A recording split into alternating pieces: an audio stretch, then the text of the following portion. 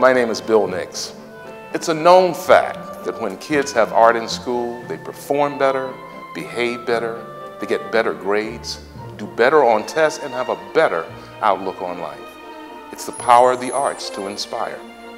Join us as we explore the wonderful world of infusing art with learning. Next on Cultural Capital.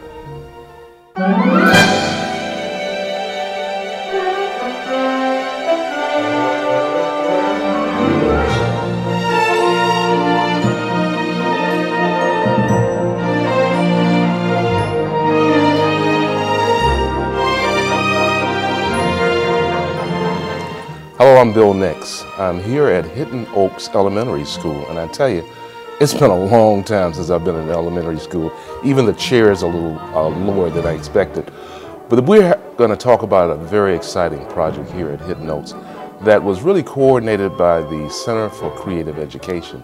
And with me here is Pam Miller, who's the chair of the board of Center for Creative Education. Welcome to Cultural Capital.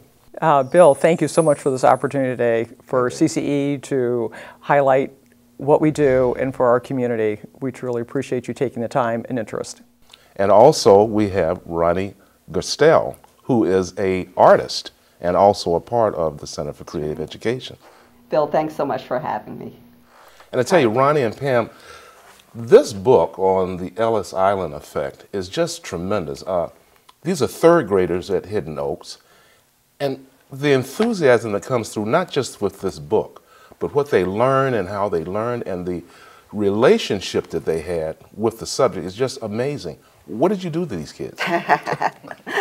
Well, really all I did was get them excited about what they were going to learn. And that's a natural progression when you're doing arts integration. From the minute I walk in, the tools that I bring in are different than what they're used to. They sense something different, something exciting is going on, and they're hooked right from the start, ready to learn. Tell us a little bit about this whole Ellis Island effect and what you were trying to get over, and then I'm going to talk a little bit about, or ask you to talk about the process you go through. Oh, sure. What's the point of this? Well, the curriculum was to learn about immigration at the turn of the century, and European immigrants mostly coming into Ellis Island, into New York City. So that was our curriculum, and I was brought in to find some unique ways to teach that curriculum through arts projects, through dramatic activities, through writing activities.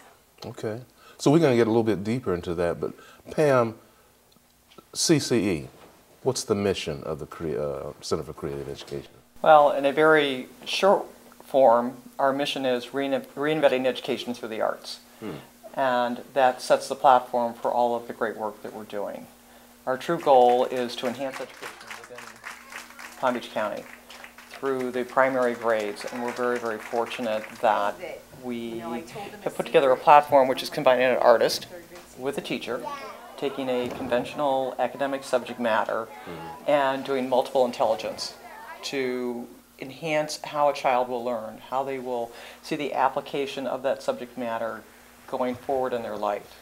Now, when you say multiple education, what does that mean? Well, multiple intelligence is the combination, Ronnie just described it very well. How do you take music and apply it to a historical moment? How do you take music and apply it to an arts project? How do you take a history project, which was an academic subject matter, and show a child how history has impacted their own personal life? Now, who funds CCE? We get our funding from a variety of areas. We're very fortunate. We get funding basically from two primary areas. We have an after-school programming segment, and that's funded through the Children and Family Services and Primetime, and the LEAP program, which is what we worked on for the Ellis Island effect. That's through foundations, grants, and private donors. And how long has CCE been in existence? Well, we came into existence in '94, and actually we're functioning in 1995 as an organization. It's been a long while then since you all have been here. We have been. We still feel like a young organization because we still have lots to do, but we're very established in the community. with our enhancement programs into the educational system. Okay. And Ronnie, how long have you been with the CCE? I'm one of the pilot artists. I was with them in 1995. Oh, wow. When the program began. And have you seen many changes then in terms of how you relate to the school district and the schools? It's changed and evolved over the years, of course. Teachers at first were pretty resistant about the idea of an artist coming in, and I think some were concerned we might be taking over and telling them how they should be teaching, but it's not about that at all. It's always been about collaboration with the teacher. Okay.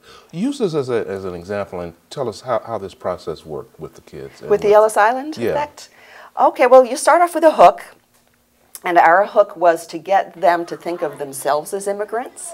So we had a big world map, and the teacher and I had the students' pictures kind of all around the map. And the students had to go home, talk with their families, find out where their parents came from, or grandparents or great-grandparents, whoever had immigrated, and attach a yarn from their picture to that place. And by the time we finished the whole class, we had yarn crisscrossing all over the map, and they really got a concept that, whoa, this is not just something that happened to somebody else a long time ago, this happened to my family. Oh, that's why I kind of felt that relationship that they had with what they were doing, because it was truly their families. And it also opened a lot of communication between the families and the different generations among families. Wow. They started interviewing parents, grandparents, great-grandparents, getting the whole family involved. And then what happened after that? Well, that was our hook, and so that was our session one. And we wanted to recreate what the Ellis Island experience was like for immigrants. So we actually had a giant Statue of Liberty that we built out of paper mache up. Her torch would have set the ceiling on fire had it been real. Yeah. Filled the room. That was our centerpiece. And we had the kids dressed in costumes. They became a character at Ellis Island. Maybe it was a nurse or a doctor who did an exam, somebody who registered them, messed up their name when they were checking in, as we know happened to some people. And we built an entire tenement in the corner of the room, about 325 square feet. No The kidding. room was taped off, and we hung sheets from the ceiling to create walls. And oh boy, it just became real for them. Well, I bet just the word tenement, I hadn't even heard of that probably. Right. They had no idea what life was like at the turn of the century, and I think it gave the kids a really great appreciation for what they have today. I bet it did. And we were talking about the chords and going to the different places. That's a geography lesson as well. Absolutely. So it helped out as. We had language lessons, many, many lessons. How do you find wonderful teachers like this? We're very, very fortunate. It's interesting. We were reflecting recently about CCE and our artist community, and we actually are the largest employer of independent artists in Palm Beach County. Oh, wow. So we feel that that's a very, something we're very proud of because of the opportunities we give the artists as well as what it gives to us as a result of what we're doing. And as a result, we've learned, and I had the opportunity a few years ago to actually interview prospective artists for CCE. And it's unique because it's an artist who can also teach. Right. And there are wonderful artists that are in our community, but for them to also have the teaching skills in the combination. So it's really combining those two elements. And as we have needs, we reach out in the community. And there's a wonderful, wonderful group here that we have to work with. So about how many artists do you have? Currently, we have 60 artists who are part of our program. And how many schools are you impacting with this kind of arts integration? Generally on any academic time frame, 200 or 300 schools could be we could be impacting at any one time.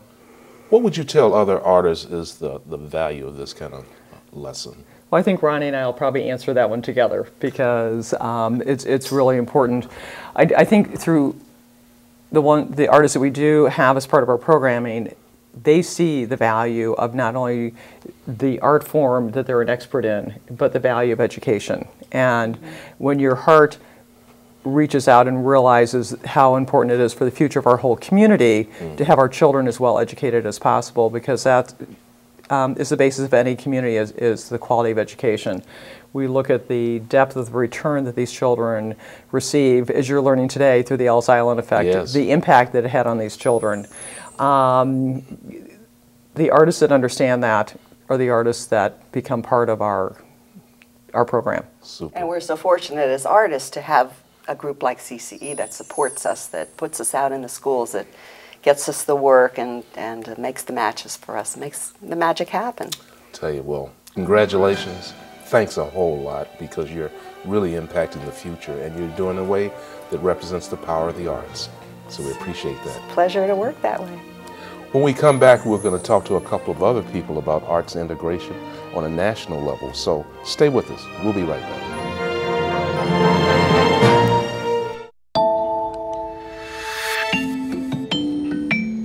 Raising a child means working with partners, people you can rely on, for expertise, advice, and support. But when drugs or drinking enter the picture, who do you turn to? Well, there's help for that too. The partnership at drugfree.org. You're not alone.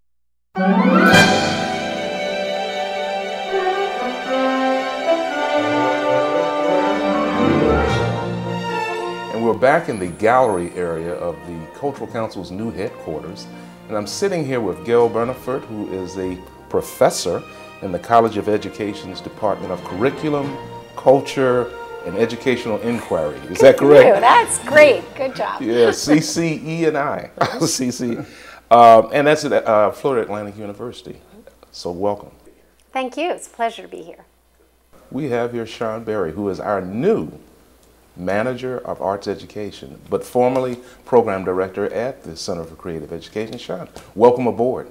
Thank you, Bill. It's my pleasure to be here. Very happy to have you here. To tell you the Thank truth. you so much. Thank you. And we're going to continue this conversation on arts integration, but I want to start off with you, Shawn, because I'm still kind of reeling from the Hidden Oaks Elementary School's Ellis Island project. And I know you were very intimate in designing that and making sure it went well. From your perspective, tell us a little bit more about some of the components of that. Well, the Ellis Island effect was at CCE what we refer to as a LEAP, which is Learning Enriched Through Arts Partnerships.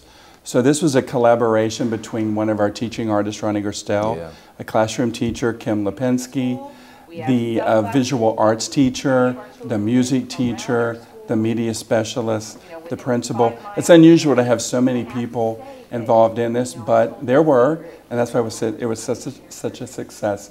The theme was immigration. Yeah. And so the students, with the different curriculum areas they touched on social studies, history, and geography, math, as they measured the space for the tenements that they recreated in their living museum.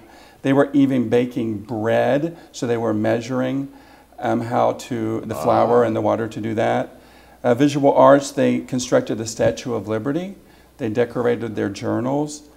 For theater, they actually gave tours through the Living Museum, answered questions that anyone would ask them about their immigration to Ellis Island. They even performed 3 choral pieces taught by the music teacher related to immigration, which all had lessons in them about the Ellis Island immigration. And they created puppets. They were assigned immigrants that had come over. They wrote stories about how that immigrant felt. They created the puppet based on that immigrant. Yeah. And they went home, and with their families, they did research on their own family trees. And there were numerous stories from families saying that they had not actually gone back that far in their family tree to even know that their families had come from Ellis Island. And on top of that, the students brought in from their homes various artifacts to be used in the tenement that were actually in tenements that some of their family members had lived in. Wonderful. Overwhelming. Well, and what you're bringing up is the collaboration, the integration of a lot of different disciplines within this study area, this one study area of Ellis Island, but it touched so many of those kids in a real way. Yes. Wonderful. Oh yeah, touched them. They actually created one of the students wrote a letter to Ellen DeGeneres, Oh. and they wanted to take the show to her. Oh, is that right? So it also allowed them